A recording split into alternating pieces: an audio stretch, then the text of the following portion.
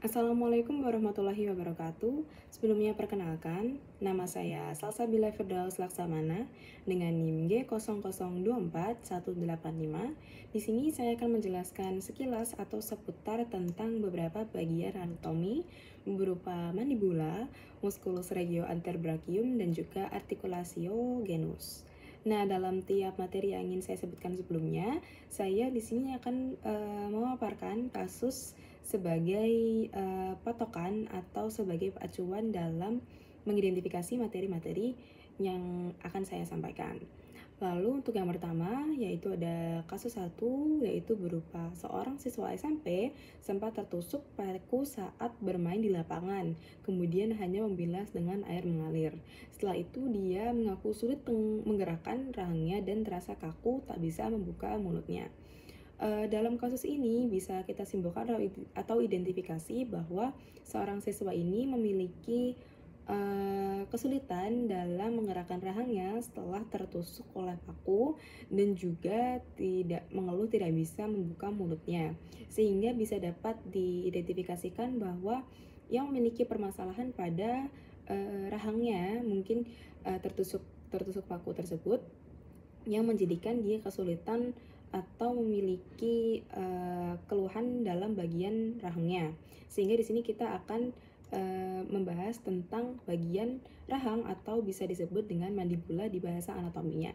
Nah, mandibula itu sendiri apa? Mandibula ialah suatu rahang bagian bawah yang dapat digerakkan dan juga berbentuk seperti tapal kuda. Nah, mandibula ini berfungsi sebagai pengunyahan dalam makanan, lalu menggigit maupun mengefisiensikan kita dalam berbicara. Nah, mandibula ini adalah salah satu-satunya tulang pada bagian tengkorak yang dapat bergerak dikarenakan tidak terhubung secara langsung dengan tengkorak, melainkan dia memiliki penghubung berupa sendi yang dimana sendi tersebut bernamakan temporomandibular. Nah, temporomandibular ini menjadi memungkinkan pergerakan mandibula ke bagian atas, bawah, maupun samping.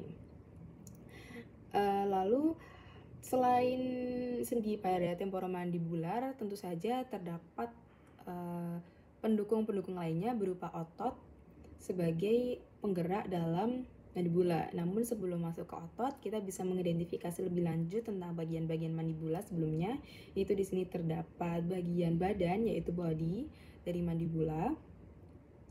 Lalu pada ujung bawah terdapat siku pada rahang di sini, yaitu namanya angle, yang kita secara umum menyebutnya juga sebagai jawline. Lalu juga ada bagian ramus di bagian atasnya. Nah, lalu di sini terdapat dua bagian penting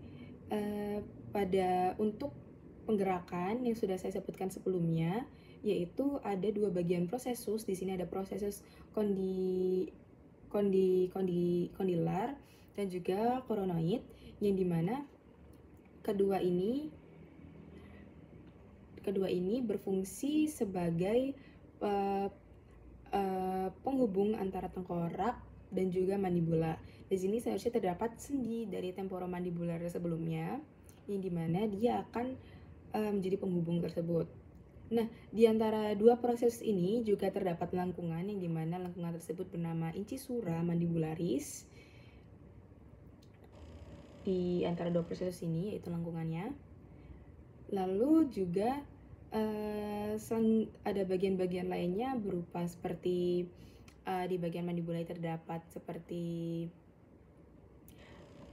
mental tuberculus mental, lalu juga ada mental foramen yaitu berupa lubang di bagian badan dari mandibula sebelumnya, lalu juga bagian-bagian lainnya yang bisa kita pelajari lebih lanjut. Lalu untuk selanjutnya bagian otot dari mandibula. Nah, otot tersebut ialah musculomasticatori, yang dimana musculomasticatori ini terdiri atas 4 otot utama. Yang pertama ada musculus masseter. Nah, musculus masseter ini berfungsi sebagai penutup mulut. Nah, musculus masseter juga adalah otot pengunyah yang paling menonjol dikarenakan dia ini memiliki dua lapisan, yaitu lapisan superficial dan profunda, Dikarenakan tersebut, dikarenakan itu musculus masseter ini memiliki bagian otot yang paling menonjol dibandingkan bagian otot pengunyah lainnya. Lalu juga beberapa serat pada otot ini menempel pada kapsul sendi temporomandibular sehingga musculus masseter ini menjadi berperan dalam mengendalikan posisi diskus artikular. Lalu selanjutnya ada musculus temporalis yang dimana dia ini memiliki peran sebagai menarik rahang ke bagian belakang.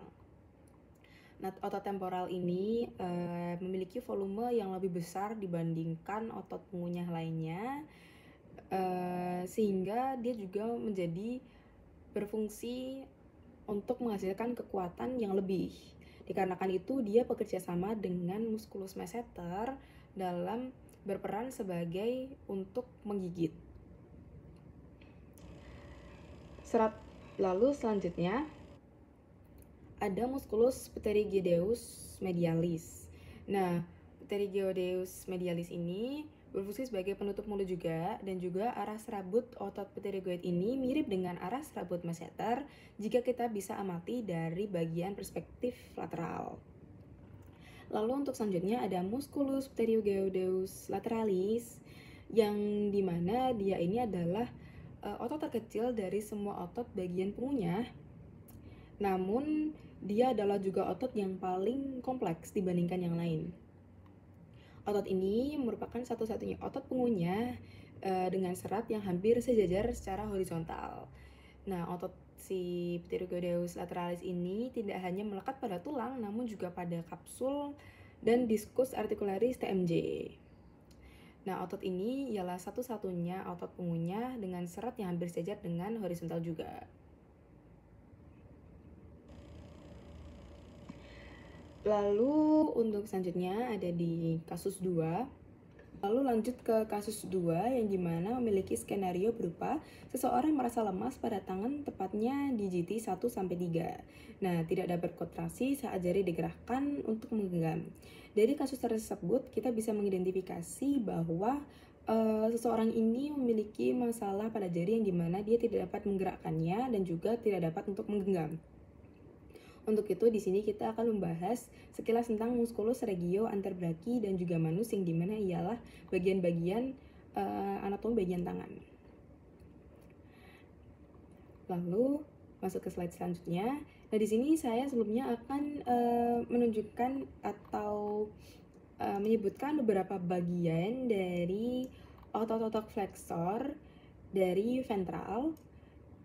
Bisa dilihat sebagainya.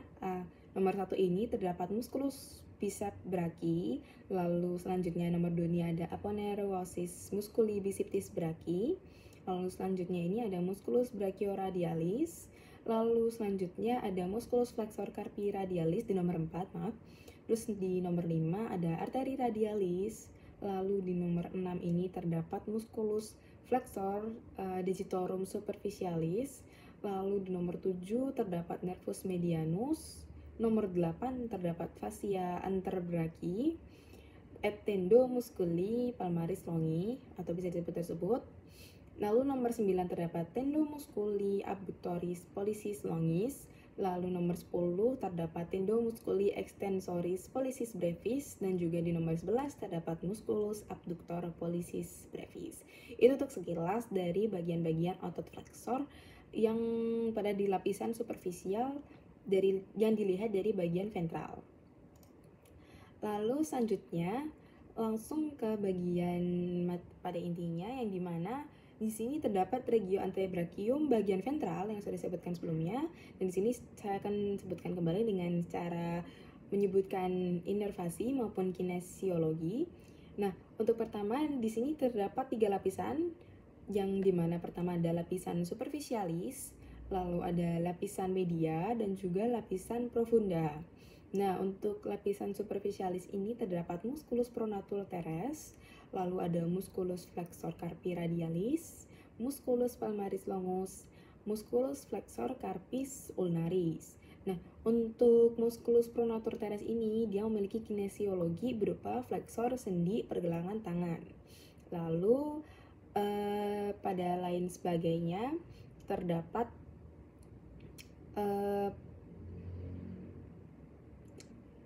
musculus pronator, terdapat musculus flexor carpi radialis, musculus palmaris longus, dan juga musculus flexor carpi ulnaris. Dia memiliki kinesiologi berupa flexor articulatio cubiti. Nah, untuk inervasinya, inervasi segala bagian dari regio anterobrachium ini memiliki inervasi berupa medianus, kecuali pada bagian musculus flexor carpi ulnaris ini dia memiliki inervasi berupa nervus ulnaris. Nah, untuk selanjutnya kita lanjut ke lapisan media, yang dimana dia terdapat musculus flexor digitorum superficialis. Lalu lapisan selanjutnya ada lapisan profunda, yang dimana terdiri atas musculus flexor pollicis longus dan juga musculus flexor digitorum profundus. Nah, untuk lapisan terakhir ini, lapisan profunda, dia memiliki inervasi berupa nervus introsaeus. Nah, lanjut ke bagian regio manus atau bagian telapak tangan. Nah, di sini terdapat dua lapisan juga, terdapat dua lapisan, yang dimana pertama adalah lapisan intermediate. Nah, lapisan intermediate ini memiliki musculus opponens pollicis, yang dimana terdiri atas beberapa musculus lagi, yang dimana pertama ada musculus adductor pollicio, yang dimana ia memiliki inervasi recurrens nervus medianus. Lalu selanjutnya dia memiliki musculus flexor digiti minimi, dan dia memiliki inervasi profundus nervus ulnaris. Lalu selanjutnya ada musculus opponens digiti minimi, yang dia juga memiliki inervasi yang sama dengan yang flexor digiti minimi berupa profundus nervus ulnaris. Lalu untuk lapisan selanjutnya ada lapisan profundus, yang dimana terdiri atas interosei, yang dimana memiliki inervasi nervus ulnaris, lalu lumbricales, yang dimana memiliki nervus ulnaris, dan juga terakhir memiliki musculus palmaris yang memiliki nervus superficialis nervus ulnaris. Itu untuk pembahasan kasus yang kedua. Lalu untuk selanjutnya kita akan berlanjut ke kasus yang nomor 3. Lalu selanjutnya kita akan masuk dengan kasus yang ketiga, yang dimana kasus ketiga ini memiliki skenario berupa seseorang dengan umur 23 tahun mengalami cedera lutut saat bermain futsal. Terasa bunyi krek dan lututnya terasa tidak stabil. Setelah kejadian, lututnya membengkak dan menjadi kesulitan untuk bergerak. Nah, dari kasus tersebut kita bisa mengidentifikasi bahwa seseorang ini memiliki kapnomarinitasan pada lutut, yang dimana ia membengkak dan juga kesulitan dalam digerakkan. Nah, dalam kasus tersebut sehingga kita di sini akan membahas bagian lutut tubuh kita, yaitu berupa articulatio genualis. Nah, articulatio genualis ini ialah sebuah sendi yang dimana sendi ini adalah sendi yang kompleks dan terdiri atas beberapa komponen utama. Komponen utama ini terdiri dari 4, dan pertama adalah femur, patella, meniskus, dan tibia. Nah, untuk femur sendiri ini, femur memiliki bagian atas berupa kepala sendi lutut yang dinamakan caput femoris. Lalu selanjutnya ada condylus medialis dan condylus lateralis, yang dimana ia adalah berupa tonjolan pada bagian bawah os femur yang bertemu dengan os tibia, tepatnya bawah dari os femur ya. Lalu selanjutnya bagian dari os femur ini juga terdapat fossa condylus, yang dimana ia adalah berupa lekukan di antara kedua kondila tempat os patella beristirahat. Lalu selanjutnya nomor 2 ada os patella sebagai komponen utama, yang dimana ia adalah berupa tempurung lutut terletak di antara kedua kondila os femur. Lalu selanjutnya ada nomor 3 meniskus. Nah, meniskus ini ialah cartilage pad yang dimana ia membantu meningkatkan luas permukaan kontak antara os femur dengan os tibia. Lalu komponen terakhir dari articulatio genualis yaitu os tibia, yaitu berupa condylus medialis dan condylus lateralis, yaitu ialah tonjolan bagian atas os tibia bertemu dengan os femur. Lalu pada bagian selanjutnya saya akan menerangkan tentang bagaimana articulatio genu ini juga memiliki ligamentum yang kuat di mana memberikan stabilitas kepada sendi lutut. Nah, komponen-komponen ligamentum ini berupa ligamentum ada 4, yaitu berupa, nah ini pertama ada anterior cruciate ligament, yang dimana ia ini melekat pada area intercondylaris anterior tibiae dan berfungsi sebagai menjaga os femur sehingga dia tidak terlepas ke posterior os tibia maupun juga sebaliknya. Lalu selanjutnya ada posterior cruciate ligament atau PCL, di mana ia ini melekat pada area intercondylaris juga posterior tibiae dan memiliki fungsi lawan dari ACL atau lawan dari anterior cruciate ligament. Lalu selanjutnya terdapat medial collateral ligament atau MCL, di mana ia memiliki bentuk berupa pipih dan juga lebar. Dia melekat pada condylus medialis femoris dan os tibia, dan juga dia berfungsi sebagai pencegahan pergerakan berlebih dari articulatio genus jika terdapat tekanan dari lateral. Lalu selanjutnya ada lateral collateral ligament atau LCL. Nah, dia di sini berbentuk bulat, melekat pada condylus lateralis femoris dan juga os fibula. Dia di sini menjaga kestabilan articulatio genus jika terdapat tekanan dari medial. Jadi medial dan juga lateral ini seperti bekerja sama antara keduanya. Lalu selanjutnya saya akan mendeskripsikan tentang bagian salah satu anatomi, yaitu bagian femur. Nah, femur ini sebelumnya saya sudah menjelaskan di awal, yang dimana terdiri atas caput femoris berupa kepala sendi lutut yang ada di atas. Mungkin di sini gambarnya lebih jelas ya. Di bagian atas ini ialah caput femoris, lalu kedua ada columna femoris, yang bagian tengah os femur terdiri atas trochanter major dan trochanter minor. Ya, itu bagian sini, di bagian bawah dari caput femoris bawah dari bagian caput femoris berupa kepala ini di bawahnya. Lalu di atas ini sebenarnya tuh ada greater trochanter, yang dimana trochanternya lebih besar dibandingkan dengan trochanter mayor maupun minor. Di bagian sebelah caput femoris di sini ada greater trochanter. Nah, lalu di sini ada bagian garis, yaitu berupa garis aspera terdiri atas 2 garis menggabungkan dari 2 garis, yaitu garis medial maupun garis lateral.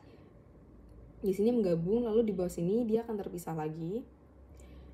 Lalu di sini juga ada condylus medialis dan condylus lateralis yang sudah saya sebutkan tadi juga, tonjolan pada bagian bawah os femur yang akan nanti bertemu dengan os tibia. Lalu terakhir ada fossa condylus yang berupa lekukan di antara kedua kondila tempat os patella akan beristirahat. Itu adalah bagian-bagian femur yang bisa saya jelaskan. Seperti ada trochanter bagian atas, lalu ada trochanter mayor maupun trochanter mayor maupun minor. Lalu juga ada bagian garis medial dan lateral yang akan bersatu dan juga akan berpisah lagi di bagian distal. Lalu ada fossa condylus. Mungkin itu sekian yang bisa saya beri, mungkin itu bisa sekilas yang saya sampaikan tentang mandibula dan juga regio anterbrachium dan juga femur maupun articulatio genus. Sekian, terima kasih. Wassalamualaikum warahmatullahi wabarakatuh.